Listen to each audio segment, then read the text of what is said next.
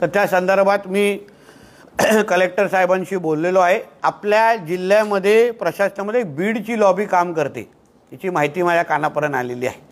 तर त्या संदर्भात मी कलेक्टरांना सांगितलं की मला त्याच्याबद्दल माहिती तुम्ही माझ्या पुढच्या दौऱ्यात द्या।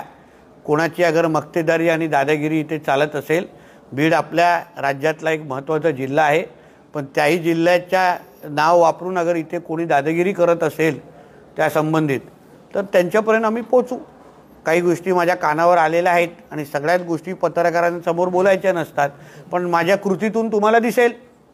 शेवटी आम्हाला आम्ही मॅनेज न होणाऱ्यापैकी लोक आहोत आणि आम्हाला विकत घेतील अशी कोणामध्ये क्षमता नाही, म्हणून माझ्या जिल्ह्याची कोणी बदनामी होणार नाही एवढी काळजी कोण घेऊन या काही गोष्टी करत। जसं मी तुम्हाला नियमामध्ये काम करा, आम्हाला काही आम्ही तुम्हाला मदतच करू। आम्हाला या जिल्ह्यामध्ये रोजगार आणि आर्थिक दरडोई उत्पन्न वाढवायचं आहे, पण ते नियमाला धरून असलं पाहिजे। अनधिकृत जसं आम्ही अनधिकृत मासेमारी संदर्भात कशा कारवाया सुरू केलेल्या आहेत, त्याच्यामुळे जिल्ह्याच्या पारंपरिक मच्छीमारांना मदतच होणार आहे।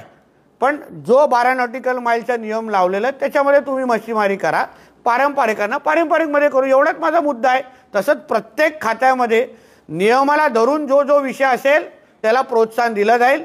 नियमबाह्य कोणी इथे काम करत असेल तर त्याला प्रोत्साहन करणाऱ्या अधिकाऱ्याला पण घरी पाठवण्याची भूमिका आमच्या सरकारची असेल।